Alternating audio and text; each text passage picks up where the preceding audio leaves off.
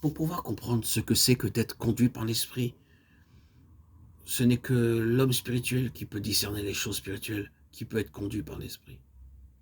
Il est essentiel de bien saisir qu'il faut que l'intelligence soit renouvelée par l'Esprit de Dieu pour pouvoir alors se laisser conduire par l'Esprit. Paul disait aux Corinthiens qu'ils étaient encore charnels et de petits enfants en Christ, et que pour cela, il n'avait pas pu leur parler des vérités spirituelles. S'il en est ainsi, l'enseignement transmis par un homme n'en sera-t-il pas, à plus forte raison, de même de l'enseignement direct de l'Esprit qui conduit dans toute la vérité? Jean 16, 13. L'intelligence non sanctifiée peut étudier et même enseigner les mystères de l'Écriture dans la mesure au moins de ce que peut en saisir la pensée humaine.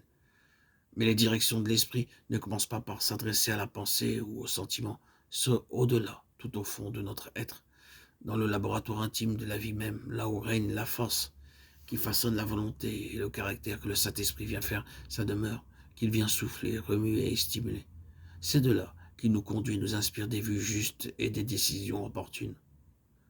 Que vous soyez remplis de la connaissance de sa volonté avec toute la sagesse et toute l'intelligence spirituelle. Colossiens 1:9. Cette prière nous dit clairement que c'est seulement une intelligence spirituelle qui peut recevoir la connaissance de la volonté divine. Et cette intelligence spirituelle vient du développement de l'homme spirituel, de sa fidélité à vivre de la vie spirituelle. Celui qui veut être conduit par l'Esprit doit consentir à ce que l'Esprit remplisse sa vie tout entière. C'est après avoir été baptisé par l'Esprit et rempli d'Esprit que Jésus fut conduit par l'Esprit dans le désert. Luc 4, 1. C'est par le mouvement de l'Esprit qu'il s'en retourna en Galilée. Luc 4, 14. Et qu'il commença son ministère à Nazareth en citant cette parole. L'Esprit du Seigneur est sur moi. Luc 4, 18.